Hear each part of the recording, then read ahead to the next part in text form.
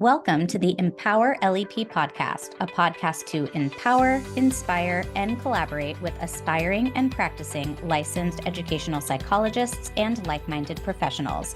I'm your host, Gianna Parker, bringing professionals together to talk business, private practice, and find inspiration from our community. Hello, and welcome back to the Empower LEP podcast. I'm so excited today to have Breea Rosas joining me. Welcome, Breea. Oh, thank you so much, Gianna. You're welcome. I am really excited to talk to you because you have some unique interests, and I just always really love talking to inspired LEPs, doing different things in their practices. And yeah, I'm excited to learn more about you. So if you would please start by just telling the audience a little bit about you, what your history is like, and where your business is, where you practice both school psychology and educational psychology. I'd love to know all the things. Perfect. Yeah. So I am originally from Washington State. So I went to Central Washington University, which is right in the middle of Washington. And I finished my EDS in 2016, excuse me. And then I practiced for about 4 years south of Seattle. And then moved down to LA. My now husband lives down here, so it just made sense. So I moved down to the LA area, and I am working full time in a local elementary school in Santa Monica. And yeah, this is going into my 5th year there. And then I got my LEP in just this last December in 2023. And so I am also offering services through my LEP, as well as some like consultation and advocacy services for families. Awesome. Tell me about that, because you're brand new LEP. Mm-hmm. That's exciting. Mm-hmm. Yeah, it's been exciting. I kind of went a non-traditional way, I would say, finding myself in getting into LEP. Actually, you had Dr. Liz on not too long ago, and she and I had connected maybe like 2 years ago, and she was like, you really need to get your LEP. So she kind of gave me that little push that I needed, but it really started through neurodiversity-affirming practices. So I had learned about neurodiversity-affirming practices about 3 years ago, and I just really fell in love with it. It really became my passion really quickly. So I started just consuming as much information as I could. And, reading books, listening to podcasts, taking any training that I could.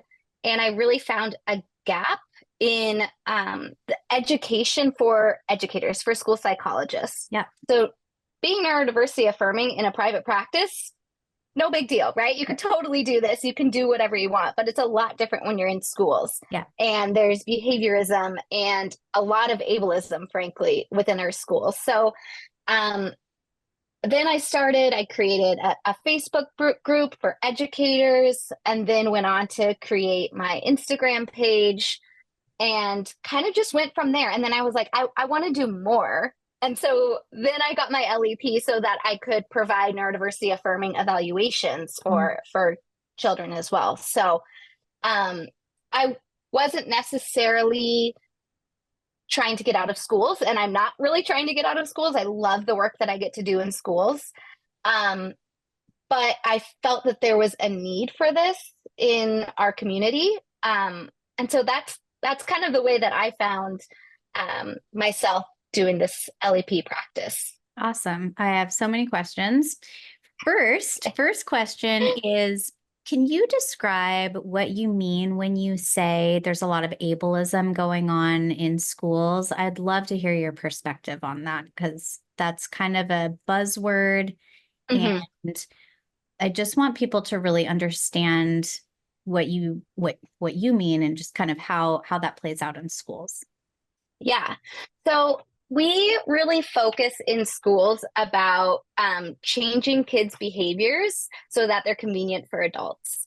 And that is ableist to act that way, making kids act neurotypical. falling in line with practices, especially with our traditional educational practices, especially when IEPs, they're supposed to be individualized for that child. They're supposed to accommodate and support the child. But unfortunately, a lot of times we see accommodations that aren't accommodations. They're things that the child has to do in order to earn that break, for example, or goals that focus on compliance with neurotypical social standards. And those things are inherently ableist. So that's what I mean when I say, we're not always accommodating in schools, even though we have accommodations for kids in IEPs. Right, right.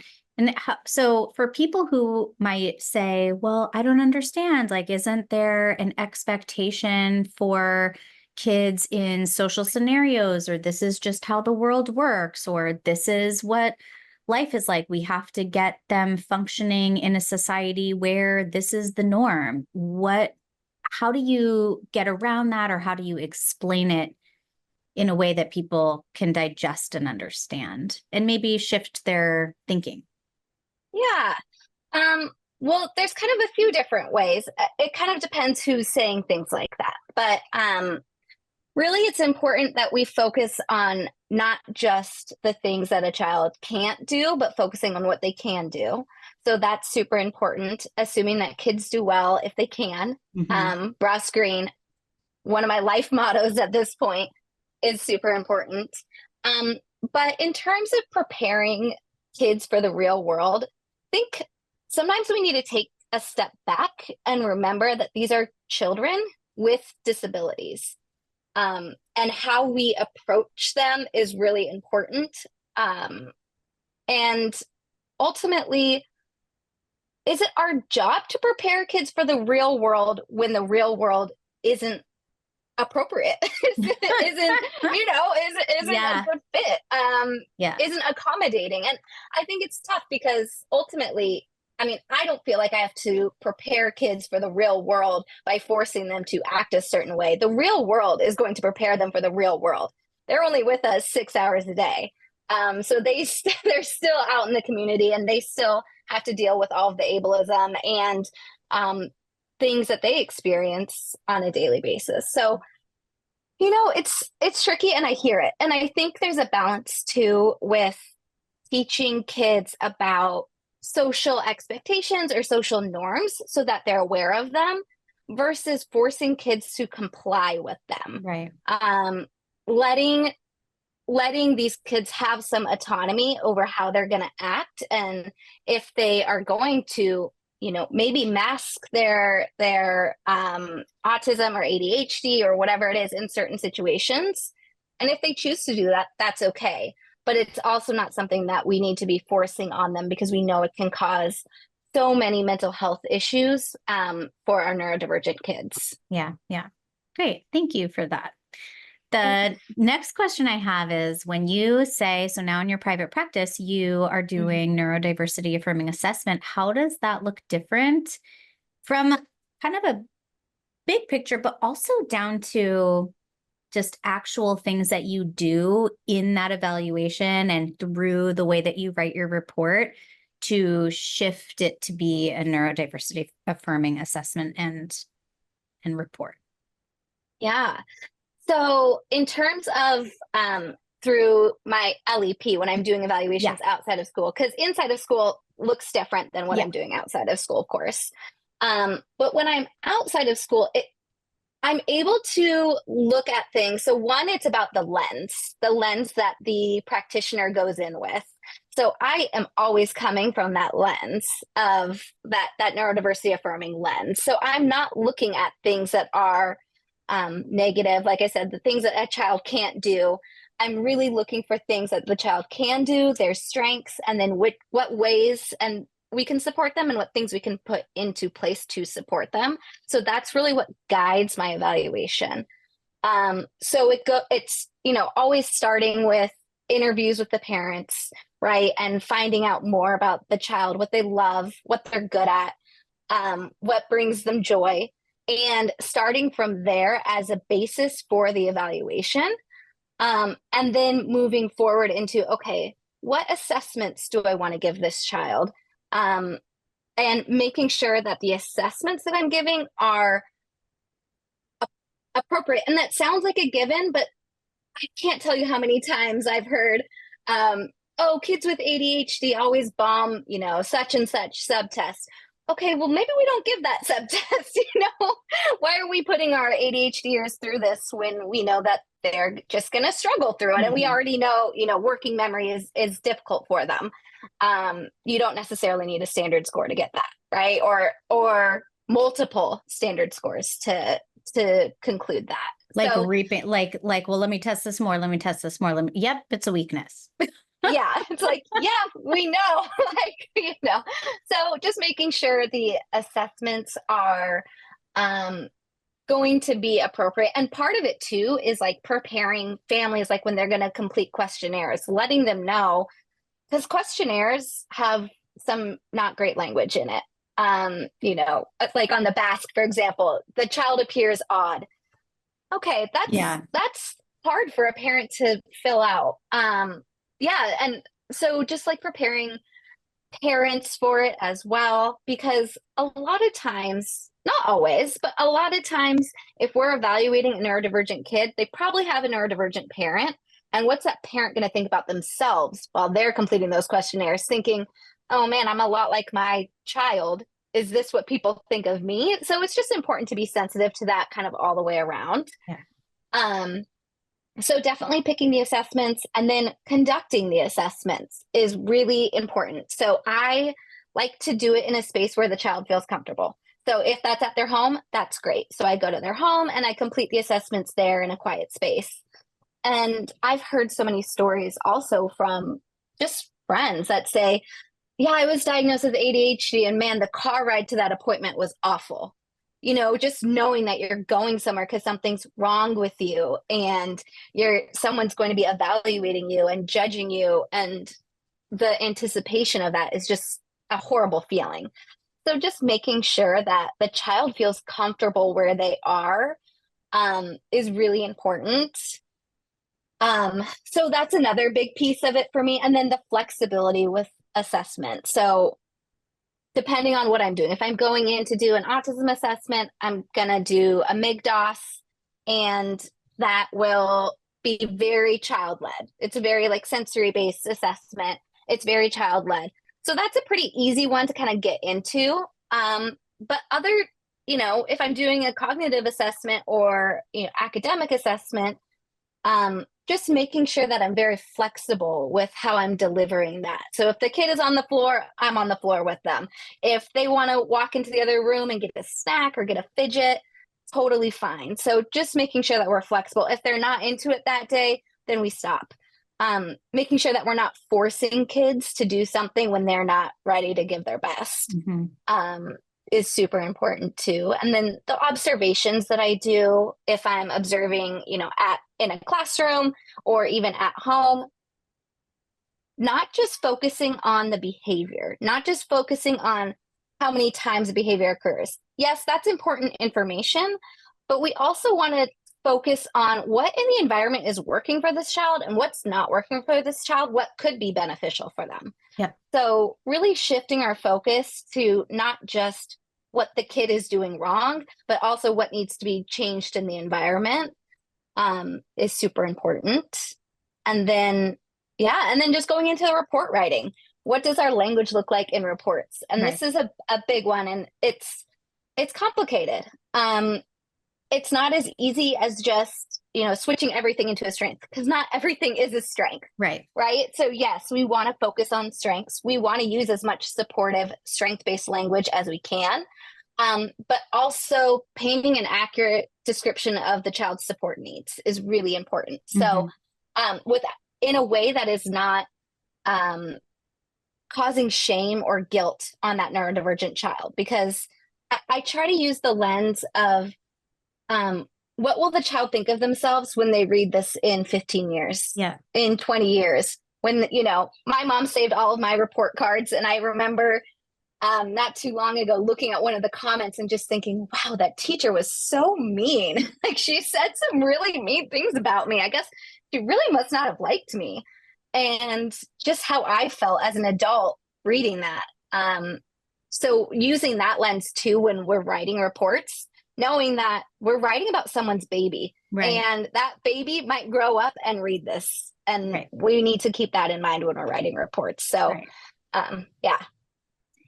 Yeah, I have really been doing my best to use different language in the reports, and especially with kids who are presenting their parents and their teachers with some behaviors that are challenging for their parents and teachers to handle.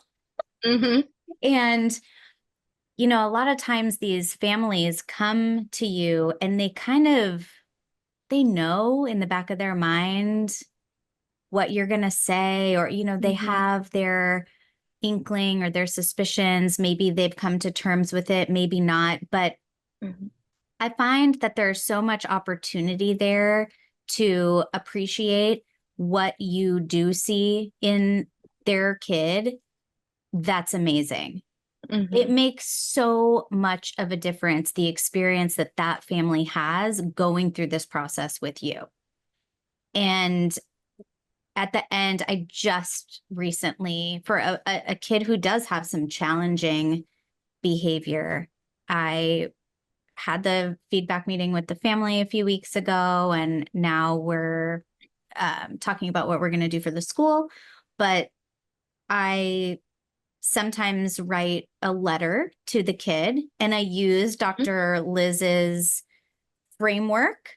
Mm-hmm. And sometimes I actually use the boxes for the feedback session with the kid. And other times I take the information and I ask Bastion GPT to help me write a letter Yeah. to the kid Yes. in neurodiversity affirming language for the age of the kid. And then I, go in and modify. But this mom just the other day was like, thank you so, with like crying faces emojis, like, thank you so much for this. I am going to read it to him right now. This is so wonderful because he was really interested in how he did. And you want those kids, whether they're 8 and hearing something about the process that they went through now, or whether they're 15 and reading back what this person said about them. I think you're totally right. It really makes a difference, the language that we use as we're talking about these children and talking with them about the process and what we found with all of this work that we did with them. And so there's so many strengths that we can pull out.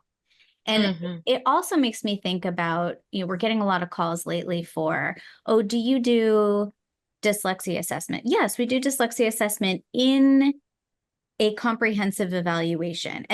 Or do you do ADHD assessment? Yes, in a comprehensive evaluation. And they ask, well, can't you just do this piece? Can't you just do that piece? Can't you just look at this? Like, how am I going to just look at this when there's so much more of this kid? Like, you're not getting the whole picture. Mm-hmm.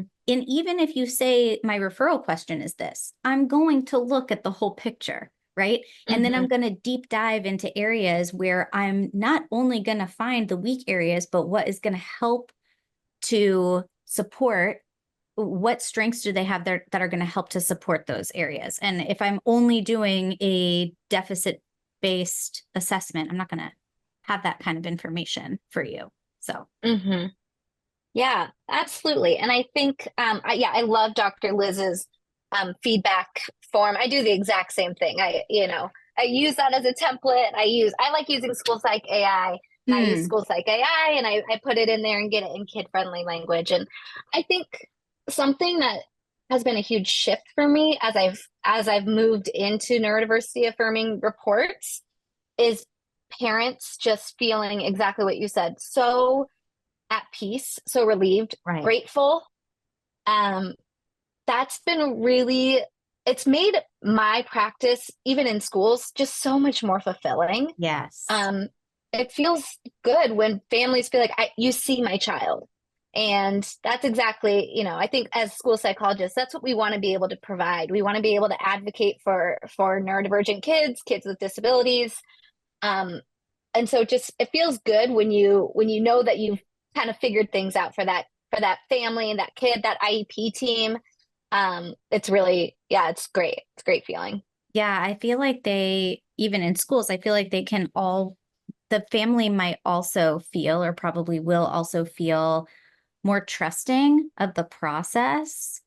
Because even Yes. if you're saying something like, he's not eligible, if you've presented all the information in a way that really shows them why, it's Mm-hmm. because they're doing so much right. It's not usually because, oh, it's just for the kids who are really impacted. It's like that's Right. framing it in such a negative way. We've got to frame it in a way that's like, he's finding success here doing Mm-hmm. this, or, and they just will, I think, trust a school psychologist more. But it's also wonderful in private practice when you can be transparent, but you also have a lot of responsibility, I think, in private Mm-hmm. practice, because you Mm-hmm. are really holding a very probably sensitive family Mm-hmm. along this journey. And it's all you. You don't have Mm-hmm. the school backing you. You don't have a reason to say, oh, we can't do this because we just don't do that in schools, or, oh, he's just not eligible, but these are the rules that I have to play by. There are no rules in private practice. So it's all you kind of taking this family along the journey, and they're paying you and they're looking to you for answers, and sometimes for the first time. So yeah, the Mm-hmm. whole way that you frame everything for them it's life changing. It is. It's weird for me Absolutely. too. Yeah. Yeah. Okay. Well, tangent number one. No, just kidding. Okay. So tell me about your practice. What's it called? What kind of Mm-hmm. work are you doing besides, I think you're doing like consultative work, and you're doing some trainings and workshops and stuff. Tell me Mm-hmm. all about that. And yeah, what's it Yeah. called? Yeah. So it's called ND Affirming School Psychologist. And I, like you said, I'm doing lots of different things. So I am doing assessments, of course, and then I'm doing some professional development. I've spoken at a few conferences with a couple of districts, and applied, waiting to hear back for a few more, specifically CASP.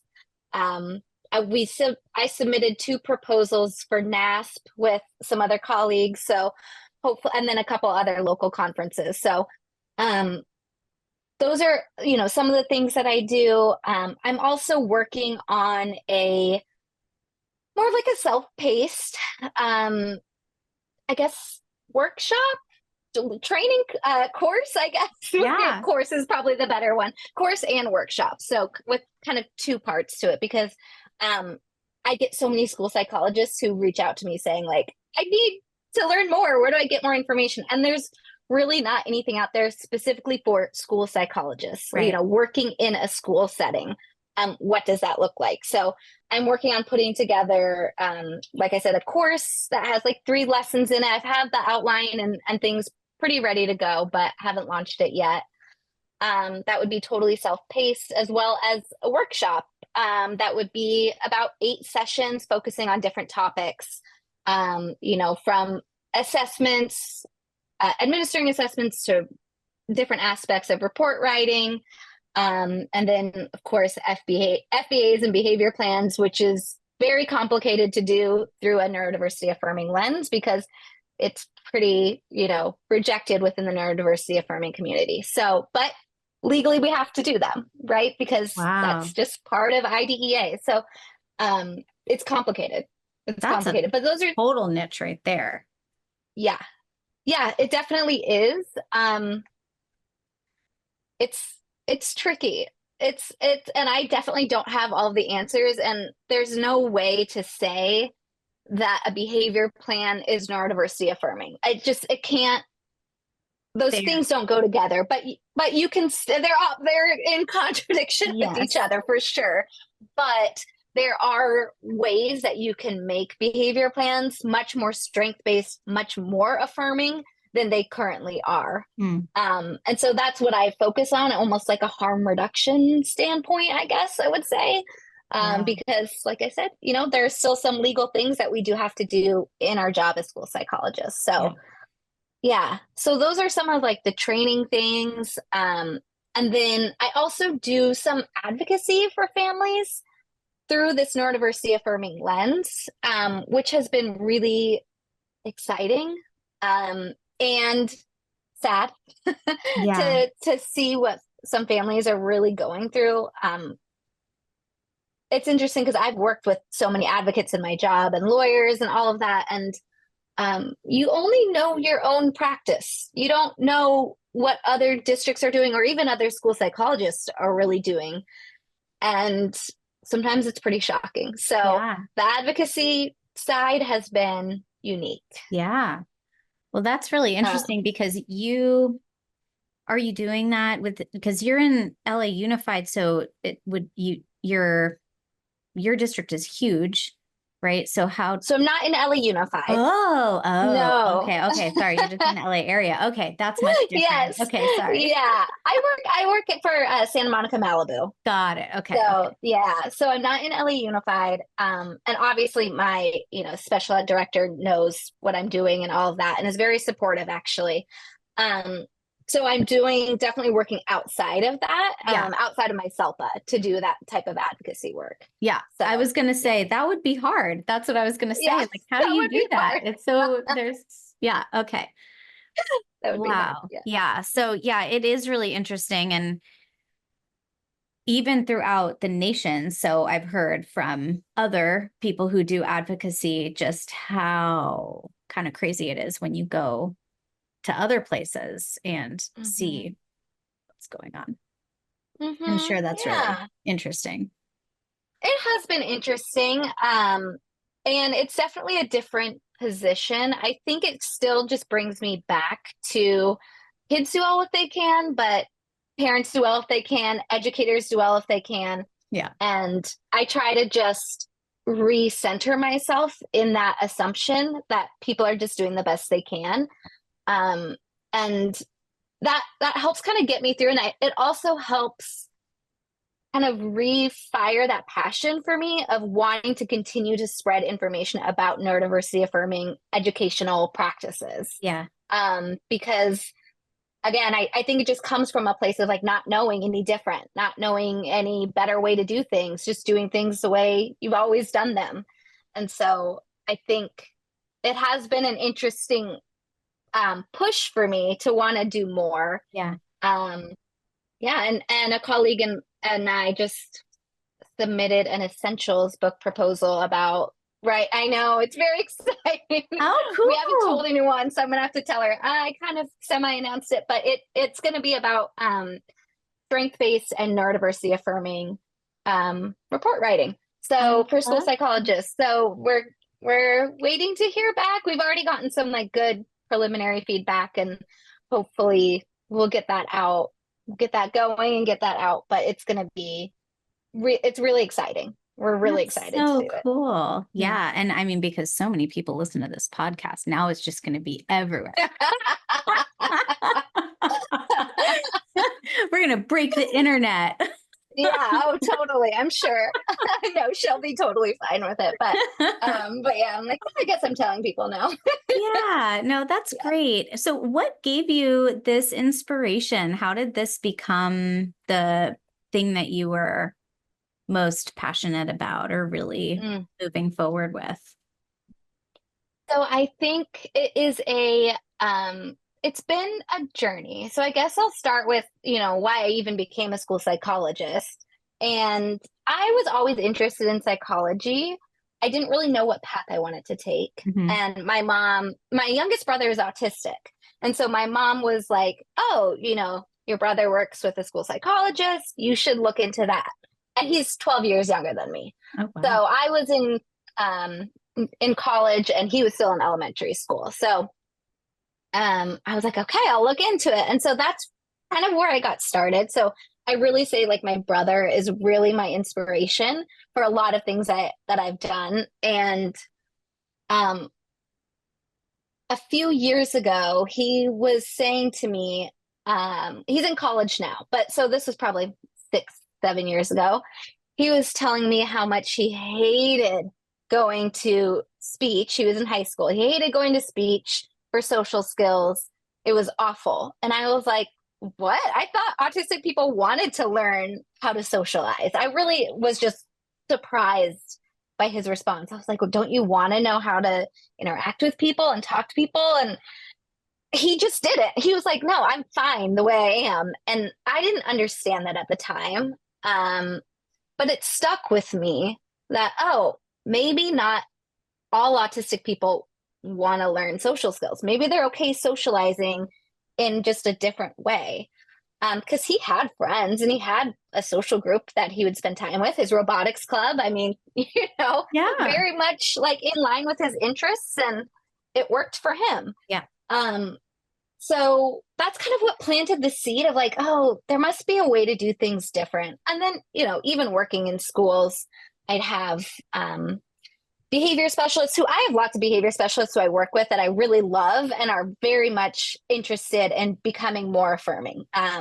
So that's great. But I've also worked with some who are like, oh, you hugged that child or you calmed that child down when they were having a tantrum. You're reinforcing tantrums. I'm like, no, I'm trying to like co-regulate with this child who is having an out of body experience. So things like that, I think, started planting seeds for me. And then about 3 years ago, my speech therapist had gotten us all together for one of our PLC days and was like, oh, I found this training about autism.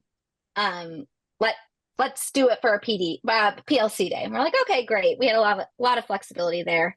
And we didn't know it was neurodiversity affirming. We didn't even know what that meant at the time.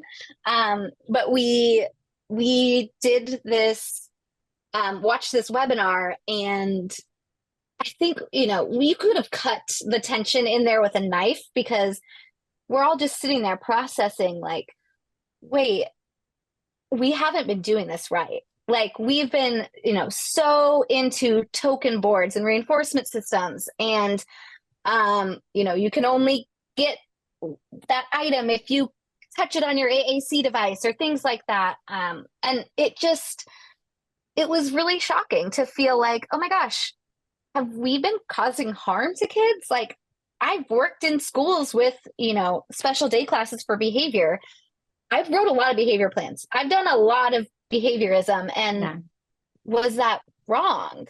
And I also with like the social skills, like, well, I work with kids and teach them social skills. Am I doing this wrong? Mhm.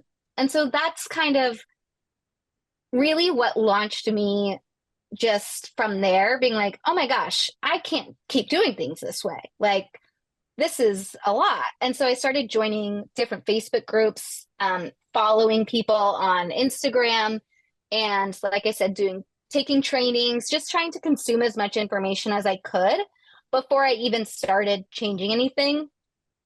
And then I started with some small changes to my practice because it felt really overwhelming. Yeah. Like I have to change how I do evaluations. I have to change how I write reports. I have to change how I write IEP goals. I have to change how I work directly with kids. What about behavior plans? Like it was definitely a process. Yeah. That was very quickly overwhelming. So I had to really honestly just write down, okay, what am I going to start with? What things can I change to support moving in this direction? Mm-hmm. So that was kind of a long answer to your question, but it was really it's been a really long process for me. And it really did stem from just learning more and being like, we need to do better somehow. And so, yeah. Yeah, it's definitely a paradigm shift. And I think it's one that I'm also doing what I can to embrace and do it, because I completely agree with you. It's like, are we doing more harm than good? Even though our intent is always good, our hearts are in the right place. We do the best we can with what we've got. I like to think. And I think that people are teaching us things that we didn't even realize. And I think social media has probably played a big part in that, and just being able to understand the lived experience of people who are able to talk about things in a way that we didn't get to hear their stories before, Absolutely. I think that's one of the biggest things. Being neurodiversity affirming is listening to and honoring lived experience. And what is the neurodivergent community telling us? Right. That's been really impactful. And also for me, I'm neurodivergent. I have OCD, anxiety disorder, panic disorder. And I have become so much more accepting of myself since learning about the neurodiversity affirming movement. And that has made, I think, me just a better human. I feel like more at peace with who I am, and I've been able to accept a lot of things that go along with having OCD and anxiety. And so I think that has also helped me as a professional just show up in a different way. Right. So it has really, it's been a really amazing thing to learn about this movement, collaborate with others about these practices. That has been really exciting for me. Just the networking aspect of things and talking to other people. Like when I found Dr. Amy Miranda, I was like, oh my gosh, she's in California. She's doing the same thing as me. Like there aren't too many of us who are really like in it like that. So it's been really cool to, collaborate with her and consult with her on cases, and same with Dr. Liz, and just so many others that I've been able to connect with in the community, not just psychologists, but SLPs and OTs who are really leading the way in neurodiversity affirming practices. Yeah. There's an SLP on Instagram who is adorable, and I can't remember her name right now, but she posts a million videos, and she has blonde hair and like these really big eyelashes, and she's always talking about her neurodiversity affirming SLP practices, and I don't know who it is right now. Is it Rachel Madel? Maybe. She's in the Los Angeles area. She specializes in AAC. I was on her podcast recently. Oh, I'm like, who is it? I don't know what's her handle on. I think it's Rachel Madel, or her podcast is Talking with Tech. Talking with Tech. Talking with Tech. I know. I'm like, oh, I don't even know. I'm not sure. I'm going to have to there's a lot of cute blonde SLPs. I know. This is like, I'm so bad at social media. I say this all the time, but like, I really am. I'm like, who are these people? I don't even like, she's just on it every time I open up my, of course, right now that I open it up, I don't see her anywhere, but nowhere to be found. Nope. She's nowhere to be found. Maybe Boho Speechy, she's a popular one, or the Sensory SLP. Ooh, it might be the Sensory SLP. Sensory SLP is great. Oh, Sensory SLP. That's what it is. Yeah, I just did some, was watching some of her training videos too. She's really great. I like her. Yeah. She's on my Instagram all the time. Like, I don't know how I got to following her, but I am. But you'll have to, I'll have to follow those other ones too. But yeah. I love that people are doing these kind of practices. I'm really interested, she's always talking about how she's doing neurodiversity affirming speech goals and practice. And I'm like, oh, what is this? I haven't looked into that yet, but if you look on my social media, I have like a series that's IEP makeover, and I have so many goals that I've remade for school. So every once, so they're basically usually like social emotional goals, and then just how I've reframed them. So every once in a while I'll do like a series for like 6 weeks and be consistent about posting, but it's really exhausting too. It is. Yeah. Gosh. And what is your social media so that people can find you? Yeah, it's ND affirming _SP. Okay. All right. Yeah. We'll definitely need to like pay more attention, and all of the listeners will now be paying more attention and feel like they know you. So you have your social media, and you have your practice. How are you doing your marketing? How are people finding you? So mostly through social media. Um, that's where people have reached out the most. I am on some, I've also done like podcast interviews or article interviews, things like that. So people kind of find me from that. And I'm on a few directories, which has also helped a little bit, but not much really. It's more through the social media, through Instagram and LinkedIn are the biggest ones that people will reach out to me and ask me to do trainings or to do evaluations. They'll submit and tell me that they found me on social media. Nice. So, yeah. Is your LinkedIn your name or is it your business name for people to find you? It is my name. Okay. Got it. Mm-hmm. Yeah. Is there anything that you would say to people who are just starting to think about maybe doing something that's a little bit more social facing or business related, or, just finding something that they're passionate about that they want to take outside of their school psychology practice? I'm really interested in people being LEPs, but also just how do you get other things going or decide that you want to do workshops or, all of the things. And I know, and I will also say that like doing workshops is not easy. Mm-hmm. And it's easy-ish to put in a proposal. It is not easy to plan your talk. So good for you. I do a lot of that myself, and it is no easy feat, but I feel like the information people want to know, people need to know. And the only way that we learn is by listening to people who are deep diving in different areas. So congratulations to you. And now back to my question. My question was, what advice or encouragement might you give someone who's thinking about stepping outside the school psychology box? I think the biggest thing is finding your passion, and finding what is really interesting to you and important to you. I think there's something that people are drawn to when you're really passionate about something. It's a different energy.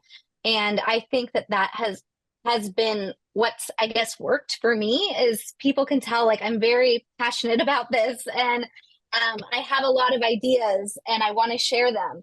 And I didn't know anything about social media. I didn't know how to create. I didn't know about Canva. I didn't know about branding. I'm like, I don't know. I didn't know how to do any of this. And I still am very much a novice. But it doesn't really matter. Right. Ultimately, not everything has to look pretty. The people have to resonate with what you're saying. Yeah. So that would be my thing, is just find what you're passionate about and just throw yourself into it. And, trying to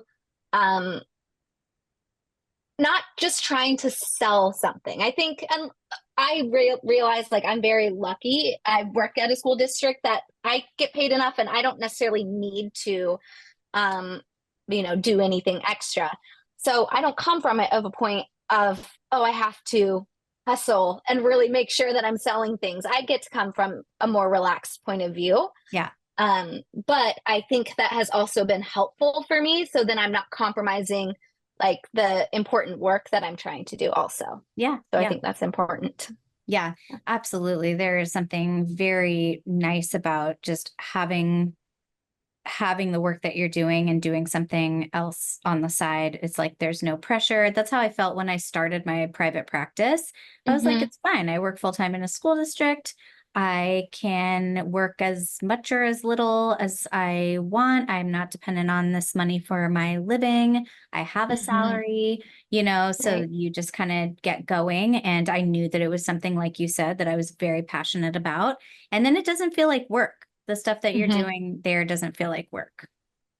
Absolutely. Yeah, it has been interesting too. There's so much talk about like work-life balance, and my work-life balance, honestly, I don't have one. I'm totally like blended. And weirdly, it has made me feel so much better. Yeah. I don't feel, because I would feel guilty if I was using, free time to get caught up on reports or, things like that. And now I don't feel that way. I love what I do. And I feel like it's just become so part of me. And that doesn't work for everybody, Yeah. of course.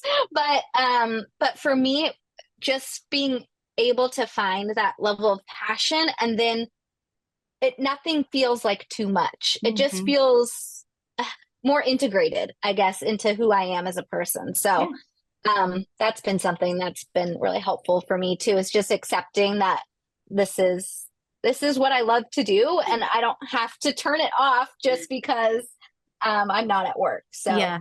it's been weirdly helpful. Yep. You Yeah. are preaching to the choir. I completely understand. I think it's Yeah. something with us school psychologists too, because I've interviewed so many people who are just doing like 50,000 things, but Hmm. we're also very excited and inspired and enthusiastic and passionate and just loving that work that we're doing. So I get it. I totally get it. Yeah. Yeah. Yeah. Well, it has been such a pleasure talking to you. Thank you so much. I've loved having this conversation and hearing all about all the amazing things that you're doing. Thank you so much. It's been great.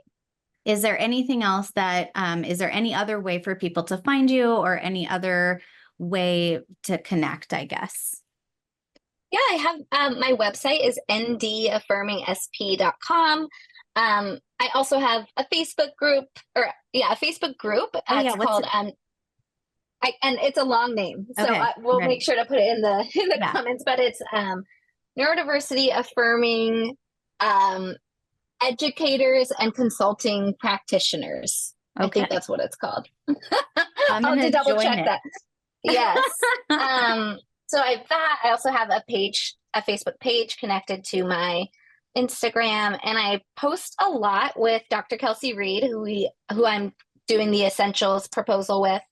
Um, she is part of Strength Based Collective, and we post together a lot on the Said No School Psychologist Ever Got page. it. So if you're part of that group, you'll definitely see our posts. We're doing IDEA reframes right now, so we have some stuff kind of out there. Awesome. I think someone just told me recently, did she present at NAS Uh-huh. at the summer? Mm-hmm. She Okay. did. Yep. Someone, it was Misty actually, I think Uh-huh. posted and said, oh my gosh, I just went to this amazing training.